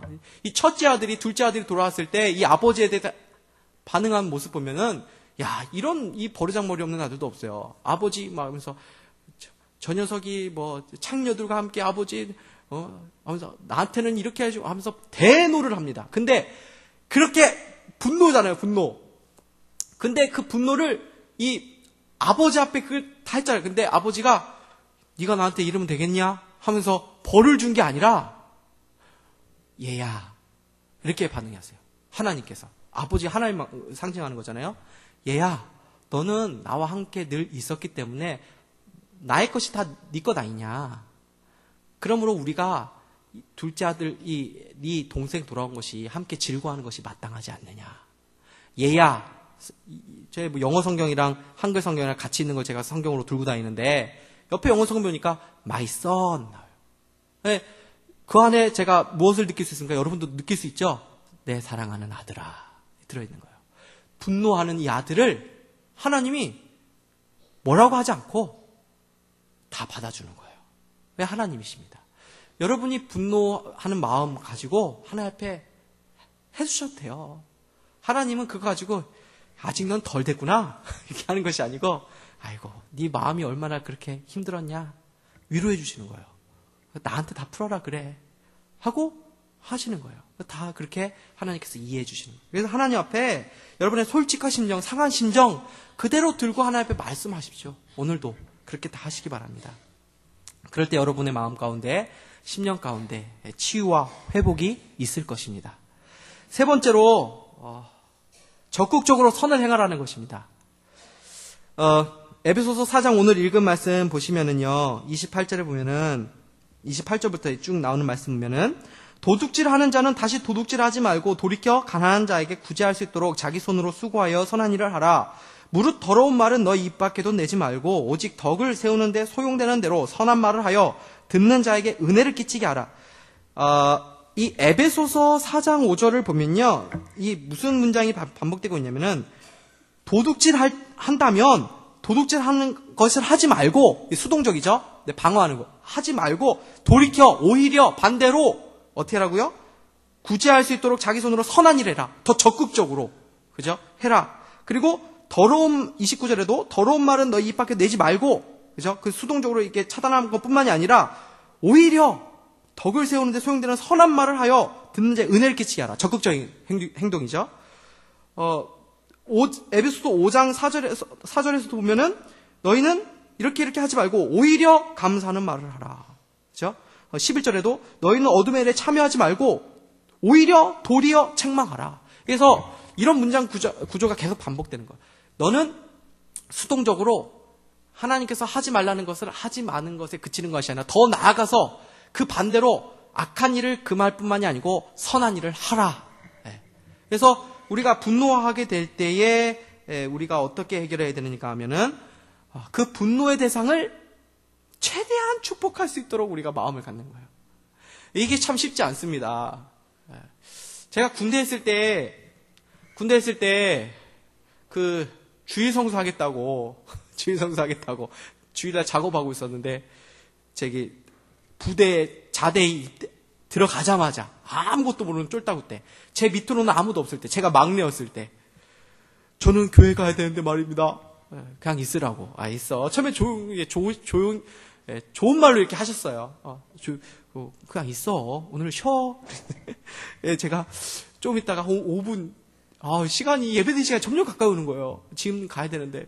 그래가지고, 쭈삣쭈삣 가면서, 저 진짜 교회 가야 되는데 말입니다. 그랬더니, 오늘 그냥 다 작업하고 하니까, 네가 잘 모르는데, 아직 모르는 것 같은데, 있어. 그랬어요. 근데, 제가 시간 거기서 또 바로 뭐라고 하지 못하고, 저도 다시 돌아갔다가, 또 시간 좀 간 것 좀 기다렸다가 다시 와가지고, 근데, 저 꼭 가야 되는데 말입니다. 야, 내 밑으로 얘 위로 다 집합이야. 다 집합해가지고, 완전히, 저 때문에 다 엉망이 됐습니다. 근데 제가 계속, 저 교회 가야 됩니다. 야, 얘 보내! 가긴 갔어요. 가긴 갔는데, 예배를 드리면서도 예배가 되겠습니까? 머릿속에 넣었던 그 고참의 얼굴이 떠오르면서 예배를 제가 드렸는지 안 드렸는지 기억도 안 납니다. 그러면서 돌아오는 길에 그래도 가는 사람들은 다 교회 사람들이잖아요. 다 고참들이지만. 그래서 나름대로 교회 사람들이니까 도움을 요청하는 거죠. 상병님, 어떡합니까, 저? 저 좀 도와주십시오 하는 그런 눈빛을 보내고 이랬는데, 그 다음부터 이제 완전 제가 찍히지 않았습니까? 그죠? 완전 찍혔죠. 그리고 특별히 저를 미워하는 그 고참이 있었어요. 정말 기독교 하면은 막 싫어하는 사람들 있잖아요. 고참들 중에도 이제 그런 사람이 있는데, 제가 그럼 완전 꼴통이 들어왔다는 거예요. 고문관 하나 들어왔다. 그래서, 저를 정말 괴롭히는데, 멀리서 그 고참만 봐도, 너무 무서운 거예요. 막 돌아가고, 고참 돌아가고 막 이랬는데, 어느 날, 내가 내 모습이 이게 뭔가, 그죠? 내가 그래도 이렇게 신학생이고, 이게 뭔가. 기도하는데, 그 사람을 축복하라는 마음이 드는 거예요. 축복하라. 근데 그게 참 쉽지 않더라고요. 마음은 축복해야 될 거 아는데, 그 사람을 위해서 축복하는 게 왜 이렇게 힘든지. 그런데, 하면 또 하잖아요. 그죠? 누가 제가 말하는 것까지 입 막는 사람 있어요? 하면 하는 거잖아요. 못할 거 뭐 있어요. 그죠? 그냥 죽게 하면 깔아붙이기, 아무것도 아니지, 사실은. 그래서 그냥, 정말 마음은 정말, 하지만, 했습니다. 근데 이 사람을 축복하는 기도를 자꾸 이렇게 하니까, 그 사람이 나중에 긍휼하게 여기시더라고요. 불쌍히 여기시더라고요. 하나의 마음을 부어주신 것 같았어요. 그 사람 볼 때마다 이제는 무서워하는 게 아니고, 그 사람 불쌍히 보이는 거예요. 긍휼이 보이는 거예요. 그래서 나중에는 이제, 나름대로는 표현은 안 했지만, 교회 다니는 분들 중에도, 나 참, 네가 존경스러워. 그런 사람도 있었고, 제가 또 나름대로 이제 교회 다니는 사람으로서 그렇게 한번 했기 때문에, 일상생활도 열심히 해야 되지 않습니까? 그죠? 그렇게 해놓고서 막 게으름 피고 이러면은 하나님 욕먹이는 거잖아요. 그러니까 막 더 그것 때문에 더 열심히 하게 되고, 나중에는 뭐 인정을 받았어요. 제가 인정받고 그 고참하고도 사이가 좋아지고 하나님께서 그렇게 역사를 해주셨거든요. 그러니까 이렇게 도리어 적극적으로 나를 대적하는 사람들, 나를 분노하게 하는 내 직장 상사들, 내 남편, 내 아내, 뭐 하여튼 내 사람들 있잖아요. 축복하라는 거예요. 축복 기도를 하라는 거예요. 그렇게 하면 하나님께서 역사해 주신다는 것입니다. 그리고 마지막으로 보겠습니다. 마지막으로 하나님께서 우리를 용서하신 것을 하나님께서 우리를 어떻게 대하셨는가를 기억하라는 거예요. 32절 말씀, 오늘 본문 32절 말씀 보면 이렇게 나와 있습니다. 서로 친절하게 하며 불쌍히 여기며 서로 용서하기를 하나님이 그리스도 안에서 너희를 용서하심 같이 하라. 그죠? 나훔 1장 6절 보면 이렇게 말씀하고 있습니다. 누가 능히 그의 분노 앞에 서며 누가 능히 그의 진노를 감당하랴. 그의 진노가 불처럼 쏟아지니 그로 말미암아 바위들이 깨지도다. 그죠? 여러분 다니엘 시대에 이 왕이 진노해서 사실 다니엘 비롯해서 싹 죽이려고 그랬어요. 그런 적 있었죠. 그때 다니엘이 왕의 꿈을 제가 해석하겠습니다 하면서 왕의 분노를 진정시키거든요. 왕이 진노하게 해도 살아남을 사람이 없는 겁니다. 왕이 진노만 해도. 그것을 잠재우지 않으면 그 진노 앞에 살아남을 사람이 없는 거예요. 근데 하나님이 사실은 우리를 향해서 진노하셨잖아요. 하나님이 진노하시면 그 앞에 설 자가 누가 있겠습니까, 여러분? 근데 그 진노의 잔을 예수 그리스도께서 다 그것을 담당하시고 그 하나님의 진노를 다 잠재우신 것이죠. 네. 하나님께 우리가 얼마나 하나님을 진노하게 한 대상들이었습니까, 우리가. 근데 하나님께서 우리를 용서해 줬잖아요. 예수 그리스도를 보시고. 그죠? 그렇다면 우리를 진노하게 하고 우리를 분노케 한 사람을 우리가 용서해야 되는 것이 마땅하다. 성경은 그렇게 말씀하고 있는 거예요. 성도들 하여금. 마치 그 1,000억을 탕감받은 사람이 10,000원 빌린 사람 보고 너 10,000원 안 갚냐? 성경 이야기 있잖아요. 그 사람 감옥에 가둔 것처럼 우리가 분노한 사람을 용서하지 않고 그 사람을 그렇게 미워하게 되면 마치 그 사람이 된다라는 것을 성경이 말씀합니다. 그러니까 그것을 기억해라. 하나님께서 우리에게 어떠한 은혜를 베푸셨는지 그것을 기억하면서 너희들의 분노하게 하는 그 사람들을 용서하고 그 사람들을 위해서 기도하고 그 사람들을 사랑하라 말씀하고 있습니다. 말씀을 맺겠습니다. 성경은 우리에게 온유한 자가 되라고 말씀하고 계시죠. 모세도 쉽게 분노하는 사람이었지만 하나님으로 인해서 다스림을 받으면서 그의 온유가 지면에서 가장 승한 사람으로 그렇게 성경에서 인정받는 사람이 된 것 아닙니까? 결국 하나님과 동행하는 삶의 결과가 온유함으로 나타나는 것이죠. 분노를 다스리고 온유함을 가지는 것은 우리의 힘으로 하는 것이 아닙니다. 우리가 먼저 이거 기억해야 돼요. 분노를 다스리는 것은 내가 하는 게 아니에요. 우리는 할 수 없어요. 우리가 할 수 있는 것은 무엇입니까? 이 온유라는 것이 성령의 열매라는 것을 우리가 기억하고 이 성령의 열매가 내가 맺는 게 아니죠. 맺어지는 거죠. 어떻게 할 때? 우리가 그리스도 안에 붙어 있을 때, 우리가 그리스도 안에 있을 때, 우리가 은혜 안에 강해질 때 우리가 분노를 다스려야지 하는 것이 아니고 저절로 맺어지는 것이 바로 온유의 열매, 성령의 열매라는 것입니다. 그러므로 우리가 분노를 다스리는 이 성령의 능력을 예수 그리스도 안에서만 경험하게 된다는 것을 기억하고 오늘 하루도 그리고 우리의 삶 가운데 예수 그리스도를 의지함으로써 이 분노를 다스리며 하나님께 영광 돌리는 복된 여러분들 되시기를 주님의 이름으로 축복합니다. 이 시간에 우리 찬양 하나 부르고 같이 기도했으면 좋겠습니다. 불을 좀 꺼주시고 찬양 하나 하고 우리 같이 기도하겠습니다.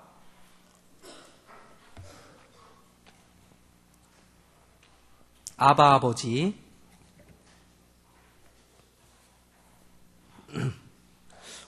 오늘 불렀던 잠시 찬양하면서 불렀던 찬양이죠. 설교 전에 찬양하면서 불렀던 찬양인데 제가 이 찬양을 모르실지 않을까라고 생각해서 다른 곡을 준비했다가 원래 이 찬양 부르고 싶었는데 근데 이 찬양을 선택해 주셨어요. 우리 권사님께서 얼마나 저랑 마음이 통했는지 성령 충만하신 권사님이십니다. 우리 이 찬양 같이 부르겠습니다.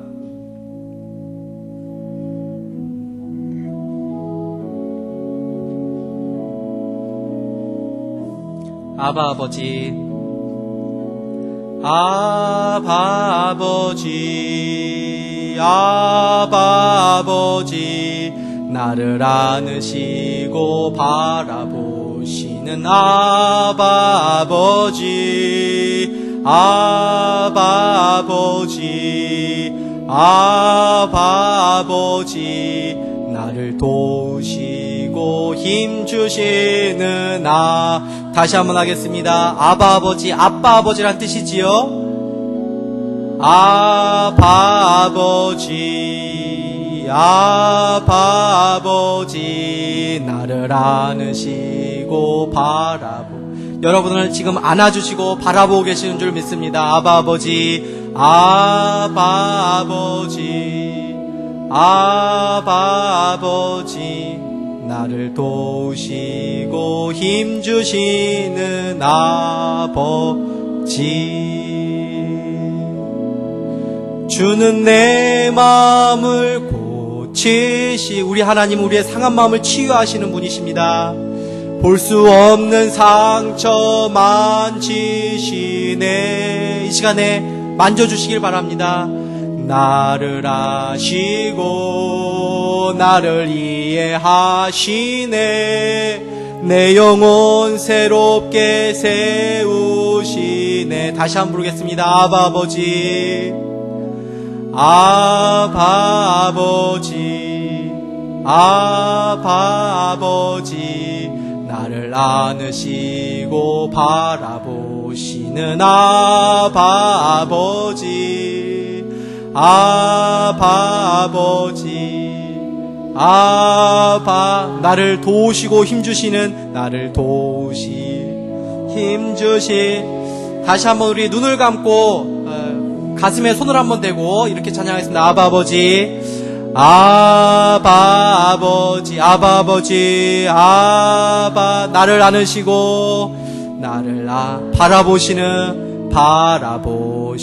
아바 아버지, 아바 아버지, 아바, 나를 도우시고 힘주시는 아버지, 힘주시는 우리 상한 심령을 주님 앞에 올려드리면서 주는 내 마음을 고치시고, 주는 내 마음을 고치시고, 볼 수 없는 상처 만지시네. 볼 수 없는 상처 만지시네.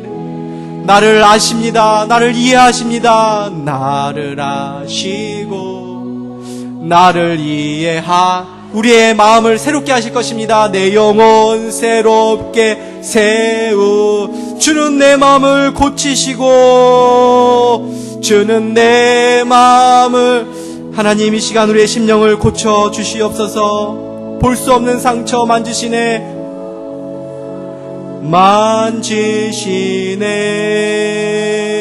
이미 다 알고 계십니다. 나를 아시고 나를 내 영혼 새롭게 세우시네. 내 영혼 새롭게 이 시간에 우리 같이 기도하겠습니다. 우리 마음 가운데 있는 연약한 어떤 부분이 있을 수 있습니다. 그 부분이 건드려질 때 유난히 쉽게 화를 내고 분노하게 되는 우리의 연약함이 있을 수 있다는 거예요. 그 상처들이 있을 수 있다는 거예요.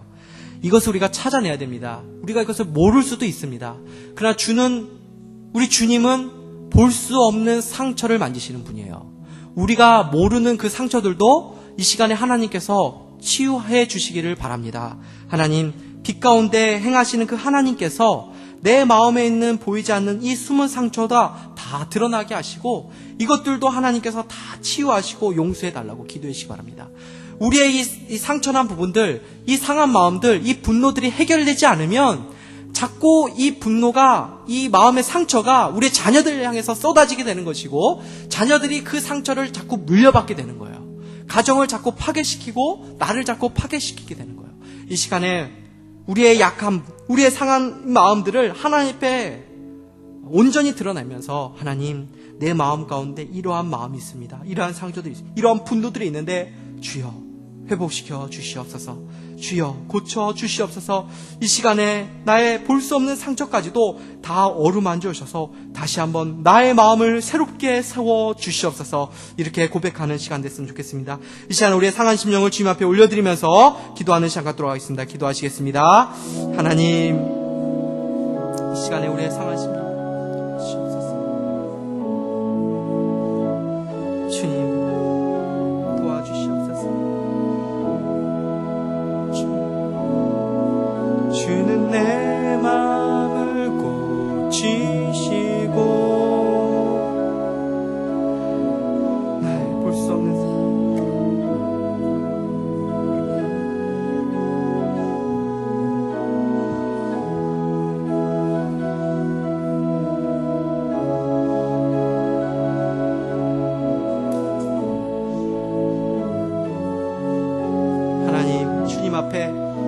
다 쏟아놓습니다. 다 쏟아놓습니다. 주님, 나를 어루만져 주시옵소서. 나를 다 아시는 주님, 나를 다 아시는 주님, 나를 아시고 나를 이해하시네. 내 영혼 새롭게, 하나님 내 영혼을 새롭게 세워 주시옵소서. 이 시간에 나의 상한 심령을 주님 앞에 그대로 올려드리니, 주여, 주님 앞에 솔직하게 나의 상한 심령을 그대로 올려드리니, 이미 다 아시는 주님, 나의 마음을 회복시켜 주시옵소서. 더 이상 나의 상처들이, 나의 분노가 하나님 다른 사람을 파괴시키지 않게 하시고, 오 주님, 성령의 능력으로 새롭게 하여 주시옵소서. 주님, 내 심령 가운데 누구도 알기를 원치 않는 내 가장 밑바닥에 있는 그 어두움, 그 상처들을 하나님 주님 앞에 올려드립니다. 빛 가운데 주님 앞에 내어드립니다. 하나님, 나의 마음속에 숨겨놓았던 그 상처들을 하나님 주님께서 아시오니 치유하여 주시옵소서. 회복시켜 주시옵소서. 이 하나님의 은혜와 사랑을 경험하게 하여 주시옵소서. 은혜를 주시옵소서. 은혜를 주시옵소서. 은혜를 주시옵소서. 오 주님, 그 따스한 주님의 손길을 하나님, 그 손길로 우리의 마음을 어루만져 주시기를 원합니다.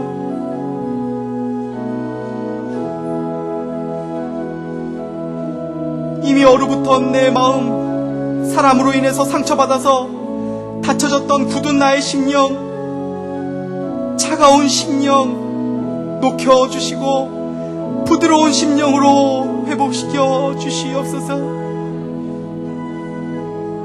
하나님, 주님 앞에 다 쏟아놓습니다. 하나님, 어느 누구한테도 말하지 못하고 드러내지 못한 것을 주님 앞에 내어놓습니다. 나를 불쌍히 여겨 주시옵소서.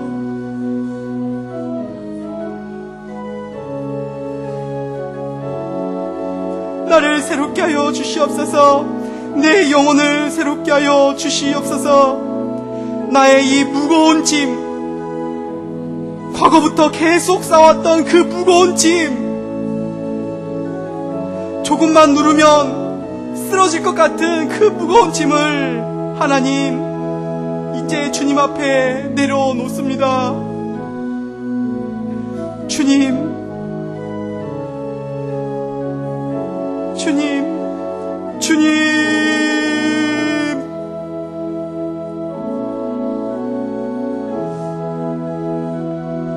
내 마음 가운데 해결해야 될 그 감정의 문제를 주님 해결하여 주시옵소서. 주님 앞에 해결돼야 될 이 감정이 주님 앞에 해결되기를 원합니다. 주님, 예수 그리스도의 십자가의 보혈은 우리의 모든 것을 회복시키는 능력이 있는 줄 믿사오니, 주님, 이전 것은 지나갔으니 보라 새 것이 되었도다. 이전 것은 지나갔으니 보라 새 것이 되었도다.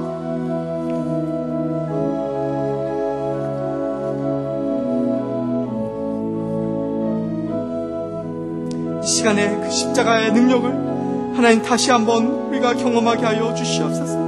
그 보혈의 능력을 다시 한번 우리가 보게 하시고,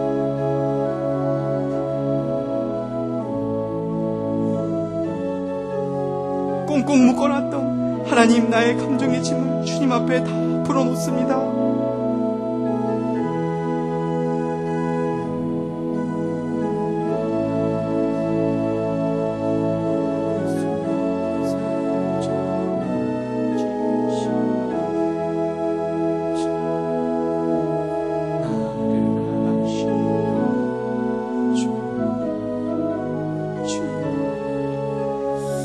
주님,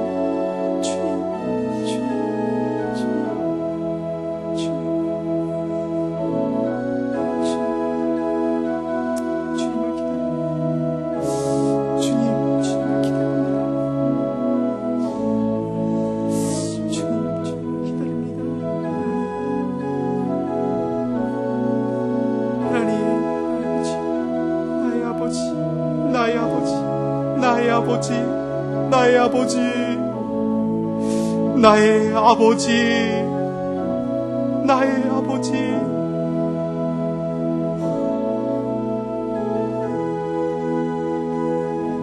주님, 하나님 주시옵소서. 오 주님, 소리를 만져 주시옵소서. 주님, 소리를 주시옵소서. 주님,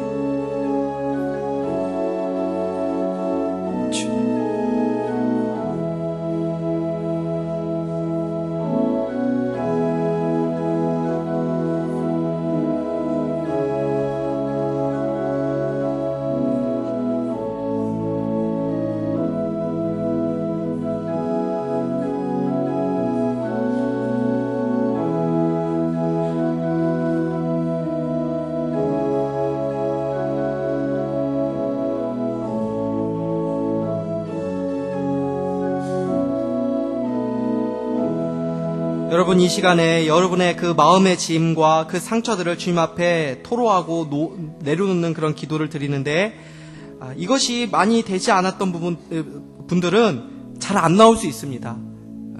내가 어떠한 마음의 상처를 갖고 있는지 모를 수도 있고 잘 나오지 않을 수가 있어요. 그지만 하나님께서 기도하실 때 나의 마음을 어루만지시고 나의 심령을 회복시키시고 나의 심령 가운데 역사하실 것을 기다리는 마음으로 기도해 보시기 바랍니다. 그러면 어느 순간에 이렇게 터져 나올 때가 있거든요. 그래서 이 시간에 다시 한번 기도할 때 그 하나님을 기대하면서 한번 기도해 보십시오. 나의 마음의 상처를 치유하기 원하시는 분이 하나님이십니다. 누구보다도 여러분의 상처를 치유하기 원하시는 분은 여러분보다도 여러분의 하나님이십니다. 하나님께서 여러분의 마음의 상처를 치유하고 싶어 하십니다. 그러므로 그 하나님을 기대하는 마음을 가지고 이 입에서 나오지 않더라도 그 하나님을 기대하시면서 한번 기다리시고 기도하시면 좋을 것 같습니다. 이 시간에 다시 한번 기도하는 시간 갖도록 하겠습니다. 기도하시겠습니다.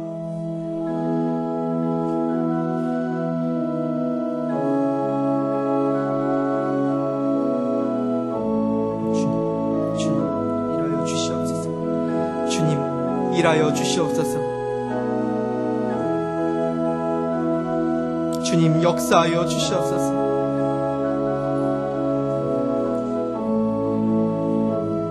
주님, 우리의 마음에, 우리 상한 마음에 오셔서 어루만져 주시기를 원합니다. 상처난 나의 심정을 주님 회복시켜 주시기를 원합니다. 누구보다 하나님께서 그 일을 기뻐하시는 줄 아오니, 이 기도를 주님께서 기뻐하시는 줄 아오니 역사하여 주시옵소서. 이 상처 때문에 삐뚤어진 나의 행동과 말과 하나님 아버지 마음의 생각들을 다시 한번 교정시켜 주시고 하나님 새롭게 하여 주시는 그 하나님의 은혜를 경험하기 원하오니 오 아버지 역사하여 주시옵소서. 하나님 역사하여 주시옵소서.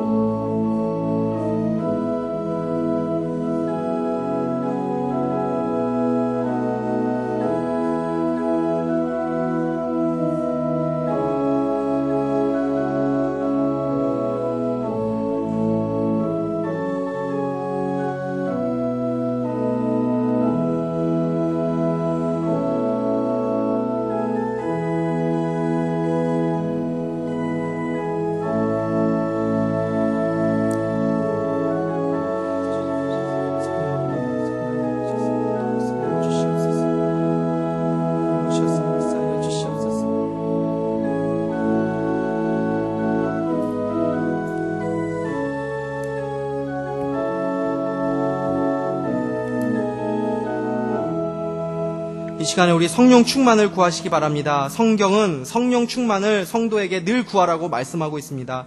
왜 그렇습니까? 내 힘으로는 아무것도 할 수 없기 때문입니다. 그러므로 성도라면 성령 충만을 날마다 구해야 됩니다. 에베소서 6장에 보면은 부모를 위해서 이렇게 권면합니다. 아비들아, 너희 자녀를 노엽게 하지 말고 오직 주의 교훈과 훈계로 양육하라. 우리는 우리의 자녀들을 키우면서 자녀들을 분노하게 할 때가 얼마나 많이 있었는지 모릅니다.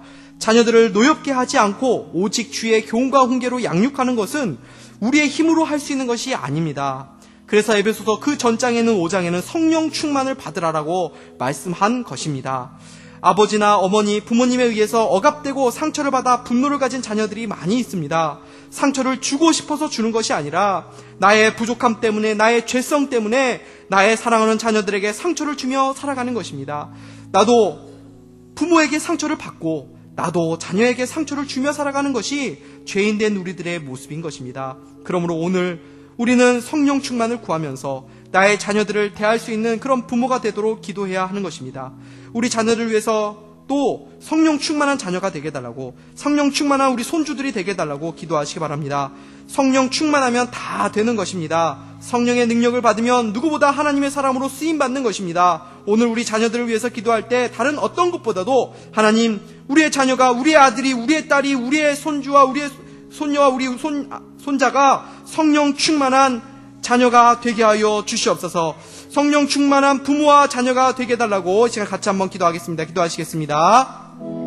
하나님 아버지, 성령으로 충만하게 하여 주시옵소서. 성령으로 충만하게 하여 주시옵소서. 하나님, 내 힘으로 할 수 있는 것이 아무것도 없음을 하나님 앞에 인정합니다.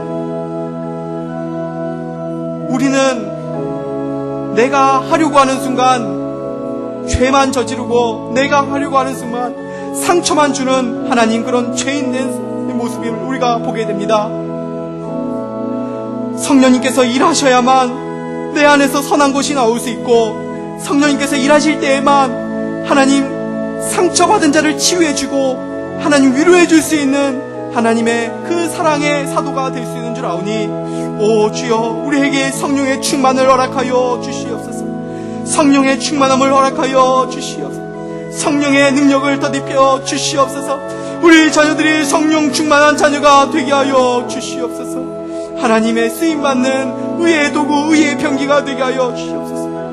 하나님, 우리 아이들의, 자녀들의 하나님 생각과 마음을 성령께서 사로잡아 주셔서 하나님께서 기뻐하시는 하나님 그런 믿음의 길을 걸어가는데 부족함이 없는 우리 자녀들 될 수 있도록 오 주여 도와주시옵소서. 성령 충만한 남편 되게 하시고, 성령 충만한 아내가 되게 하시고, 성령 충만한 우리 가정 되게 하여 주셔서 하나님께서 기뻐하시는 가정, 하나님의 의를 이루어드릴 수 있는 하나님의 나라가 임하는 가정 될 수 있도록 주여 도와주시옵소서.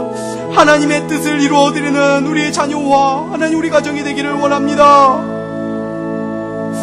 성령님, 나를 온전히 다스려 주시옵소서. 우리 자녀들을 온전히 다스려 주시옵소서. 오 주님,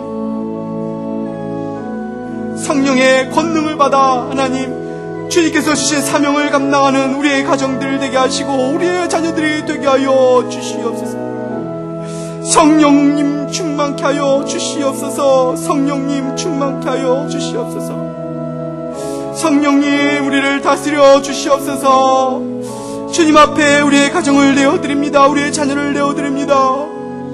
하나님, 나의 마음을 내어드리오니 성령님 나의 마음을 다스려 주시고 나의 마음 가운데 하나님 충만하게 임재하여 주시옵소서. 충만하게 임재하여 주시옵소서. 주님, 성령님을 의지합니다. 성령님이 필요합니다. 성령님 도와주세요. 성령님 도와주세요. 성령님 나를 붙들어 주세요. 성령님 우리 가정을 붙들어 주세요. 성령님 우리 자녀들을 붙들어 주세요. 성령님 도와주세요.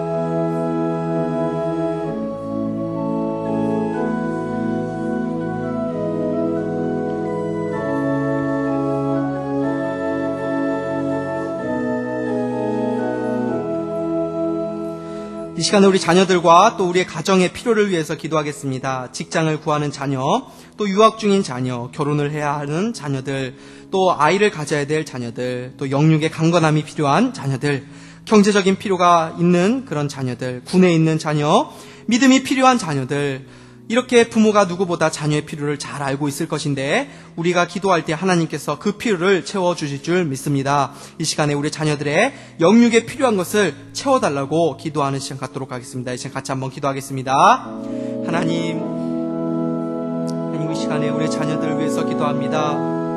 하나님 우리 자녀들의 앞길을 열어주시옵소서. 하나님 믿음의 가문, 믿음의 가정을 세우게 하여 주시옵소서. 하나님 질병으로, 하나님 정신적인, 그리고 하나님 마음에 하나님 병이 있는 하나님 우리 자녀들이 있다면 하나님 고쳐주시고 강건케 하여 주시옵소서. 하나님 경제적인 필요가 있는 자녀들 하나님 아버지 필요를 채워 주시옵소서. 하나님께서 공급하여 주시옵소서. 군에 있는 자녀들 주님께서 그 믿음을 지켜주시고 하나님 아버지 참으로 마지막까지 하나님 안전사고 일어나지 않도록 하나님 영육간에 강건하게 제대할 수 있도록 하나님 도와주시기를 원합니다. 하나님 군에서 하나님 인정받게 하시고 하나님 군에서 함께 하신 하나님을 더 깊이 만날 수 있는 하나님 자녀들이 되게 하여 주시옵소서. 믿음이 필요한 자녀들 주여 무엇보다 하나님 긍휼히 여겨주시고 하나님 아버지 주님과 동행하는 하나님 그 기쁨을 알 수 있게 하시고 주님 안에 모든 것이 있사오니 오 하나님 주님을 얻을 수 있는 우리 자녀들 될 수 있도록 그 마음을 녹여주시고 그 마음을 주님께서 이끌어주시고 주님께서 움직여주셔서 하나님 아버지 이 예배의 자리 가운데 나올 수 있도록 불러주시옵소서. 이끌어주시옵소서. 하나님 아버지 우리의 자녀들을 하나님께서 긍휼히 여겨주시기를 원합니다. 이 시간에 하나님 아버지 우리의 자녀를 위해서 기도하는 눈물 흘린 우리 부모님의 기도를 주님께서 외면치 않고 다 듣고 계신 줄 믿사오니 하나님 응답하여 주시옵소서. 응답하여 주실 줄 믿습니다. 가장 좋은 것으로 가장 선한 것으로 우리의 자녀들을 채워주시고 우리의 가정에 채워줄 줄 믿사오니 하나님 필요한 것을 채워주시옵소서. 주님 도와주시옵소서. 우리의 자녀들을 도와주시옵소서. 우리의 자녀들의 마음과 생각을 붙들어 주시옵소서. 아버지 하나님 이 시간에 우리 자녀들을 주님의 손에 올려드립니다. 우리 자녀들의 상한 마음과 상한 상처도 주님 앞에 올려드립니다. 주님이여 고쳐주시고 회복시켜주시고 우리 자녀들을 붙들어 주시기를 원합니다. 이 험한 세상 믿음으로 승리하는 자녀들 될 수 있도록 도와주시고 하나님의 살아계신 능력을 경험하는 우리 자녀들 될 수 있도록 도와주시고 기도의 능력을 하는 자녀들 되게 하여 주시고 하나님 아버지 믿음을 가지고 하나님 절망하고 낙심하는 수많은 사람이 있을지라도 그 가운데서도 절망하지 않고 낙심하지 않고 주님 바라면서 승리하는 자녀들 될 수 있도록 하나님 붙들어 주시기를 간절히 원합니다. 오 아버지 은혜를 더하여 주시옵소서. 붙들어 주시고 아버지 하나님 우리 자녀들에게 복을 내려 주시옵소서. 복을 내려 주옵소서. 복을 내려 주옵소서.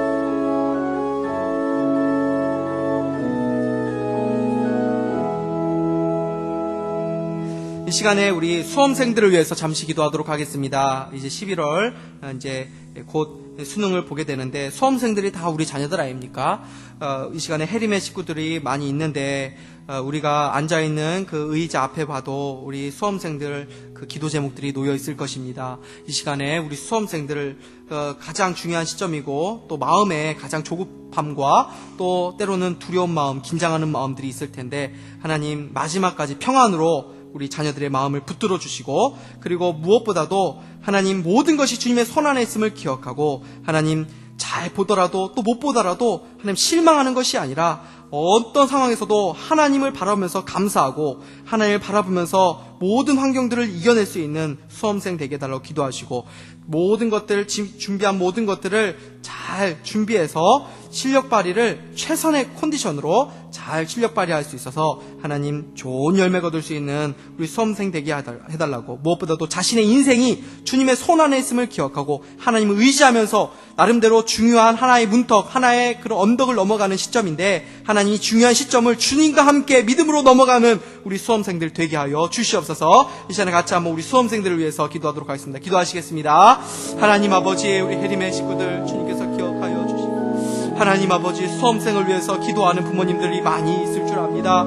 하나님 우리가 참으로 기도가 필요한 이때에 하나님 힘들어하는 우리 수험생들과 수험생의 가족이 있을 때에 우리 해림교회가 그들에게 힘이 되어주고 기도하는 우리 해림교회 성도들 될 수 있도록 하나님 도와주시고 그들을 격려하고 위로할 뿐만이 아니라 그들을 위해서 기도할 때에 하나님께서 그들의 마음 가운데 위로하시고 평강 주셔서 하나님께서 결국은 내 인생이 하나님의 손 안에 있다라는 그 담대한 확신을 가지고 하나님 중요한 언덕을 주님과 함께 믿음으로 넘어갈 수 있는 믿음의 자녀들 되게 하여 주시옵소서. 하나님 지금 하나의 작은 성공과 실패가 끝이 아니라 모든 것이 아니라 하나님 아버지 주님 안에서 결국은 나는 잘 될 수밖에 없다라는 그 믿음을 가지고 하나님 승리하게 하여 주시고 하나님 아버지 무엇보다 하나님 아버지 그들이 집중할 수 있게 하여 주셔서 마지막 이 중요한 시점에 하나님과 함께 하나님 아버지 이 시간을 잘 활용해서 지혜롭게 하나님 아버지 이 시간을 사용해서 하나님 좋은 결과 얻을 수 있도록, 좋은 열매가 얻을 수 있도록 하나님 아버지 은혜를 베풀어 주시옵소서. 그 앞길을 주님 열어주시고 인도하여 주시옵소서. 무엇보다도 하나님 아버지 우리 수험생들 하나님 이때일수록 더욱더 주님 의지할 수 있는 마음, 믿음을 허락하여 주시고, 때로는 우리 수험생들 가운데 하나님을 잘 믿지 않고 또는 믿음이 약한 친구들이 있을지라 할지라도 하나님 이번 기회를 통해서 하나님을 더 의지하고 하나님을 더 만나고 하나님의 살아계심을 다시 한번 경험할 수 있는 그런 축복의 시간 될 수 있도록 영적인 복과 하나님 아버지 육적인 복을 함께 누릴 수 있는 하나님 은혜를 허락하여 주시기를 간절히 원하오니, 하나님 아버지 우리 수험생들의 마음과 생각을 사로잡아 주시고 붙들어 주시고, 우리 수험생들의 가족들의 마음과 생각을 붙들어 주시고 평안으로 인도하여 주시고 믿음으로 승리하는 우리 수험생들 되게 하여 주시옵소서. 하나님 아버지여 수험생들의 앞길을 주님께서 인도하여 주시옵소서. 우리 모든 수험생들을 하나하나 하나님께서 기억하고 계신 줄 믿습니다. 우리 수험생들 하나하나의 이름을 주님께서 다 알고 계시는 줄 믿습니다. 하나님 아버지 역사하여 주시고 붙들어 주시고 함께하여 주시옵소서. 이 시간에 우리 만남의 축복을 위해서 한번 기도하겠습니다. 대가를 만나면 인생이 달라지게 됩니다. 한 분야의 전문가를 만나면 시야가 달라지게 되는 것이죠. 위대한 인물들과 함께 할 때 거목이 되는 것인데, 우리 자녀들이 좋은 스승들, 믿음의 스승들, 믿음의 친구, 믿음의 동역자들을 만나게 해달라고 기도해 주시면 감사하겠습니다. 그리고 두 번째로 비전을 달라고, 꿈을 꾸는 인생이 되게 해달라고 기도하시겠습니다. 우리 자녀들이 하나님을 위해 위대한 일을 시도하는 자녀들이 되게 해달라고 기도하시기 바랍니다. 비전과 꿈은 어릴 때만 발견되는 것이 아닙니다. 니에미야는 술관원으로 있을 때 하나님의 비전을 본 사람입니다. 나이와 상관없이 누구나 비전을 꿈꿀 수 있는 것입니다. 그러나 그 비전과 꿈은 하나님 안에서만 발견되는 것입니다. 하나님을 통해 비전을 발견하고 자신의 재능과 은사를 잘 활용해서 꿈을 성취해가는 행복한 인생을 누리는 우리의 자녀들이 되게 해달라고 기도해 주시기 바랍니다. 만남의 축복과 비전을 우리 자녀들에게 허락해달라고 시간 이것을 위해서 같이 한번 기도하겠습니다. 기도하시겠습니다.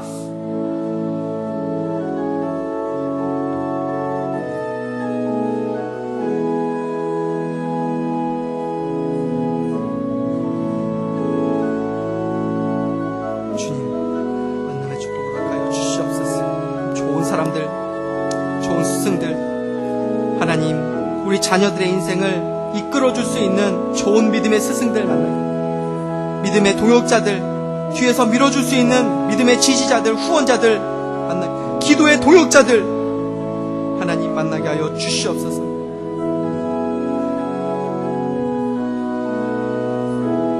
우리 자녀들에게 비전을 허락하여 하나님께서 우리 자녀들에게 주신 재능과 은사들을 하나님의 비전을 이룬 데 사용하는 우리 자녀들 되게 하여 주시옵소서. 이 때를 위해서 있는 것이 아닌가 하는 그 음성을 듣게 하여 주시고, 하나님이 필요하실 때 쓰임받을 수 있는 준비된 자녀들 되게 하여 주시옵소서.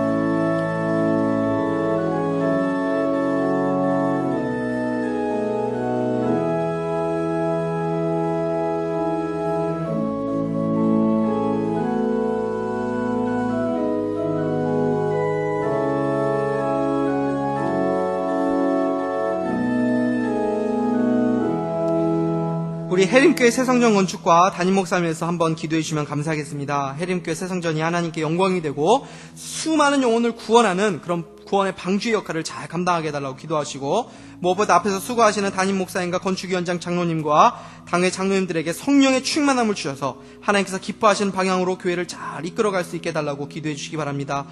무엇보다 지금 담임 목사님께서는 두만강 프로젝트 그 사역을 위해서 지금 중국에 가 계신데, 하나님께서 은혜를 베풀어 주시고 담임 목사님과 함께 동참한 우리 성도들을 주님께서 붙들어 주시고 은혜 가운데 마지막 남은 여정들 잘 마치고 잘 돌아올 수 있게 해달라고 우리 해림교회 새성전 건축과 담임 목사님 그리고 두만강 프로젝트 팀을 위해서 이 시간에 한번 기도하도록 하겠습니다. 기도하시겠습니다.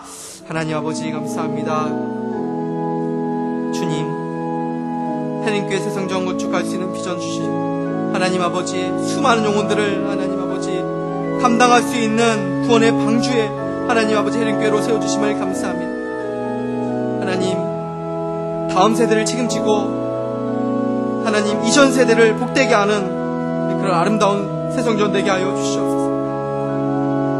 앞에서 수고하시는 담임 목사님, 건축위원장 장로님에게 특별한 은혜를 베풀어 주시고 성령으로 충만하게 하여 주시며 또한 함께 협력하고 동역하는 우리 당회 장로님들에게 성령의 충만함으로 붙들어 주셔서 하나님 우리 해림교회 리더들이 하나님의 뜻을 알고 하나님께 기뻐하시는 그 방향으로 교회를 이끌어가는데 부족함이 없는 하나님 아버지 하나님의 쓰임받는 귀한 하나님의 사람들로 세워주시기를 간절히 원합니다.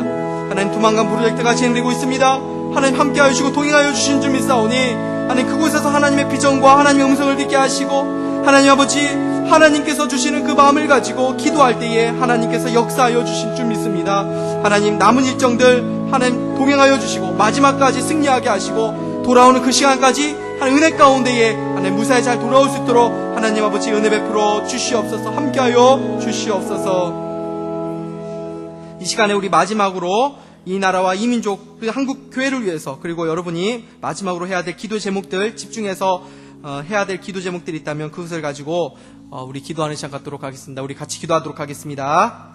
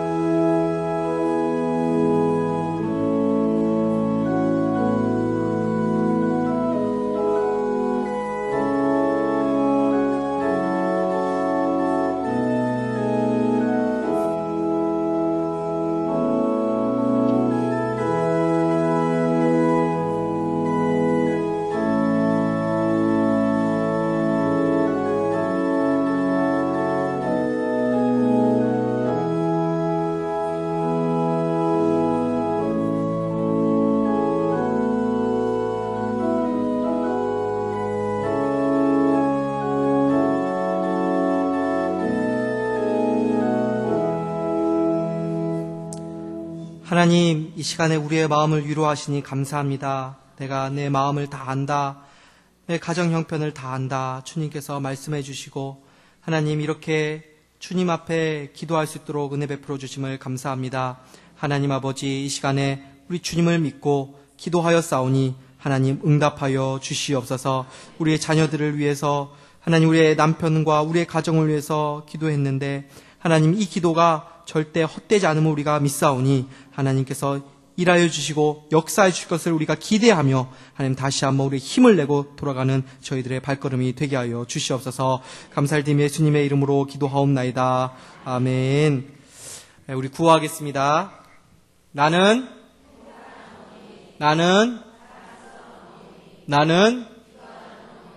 기도하는 나의 자녀는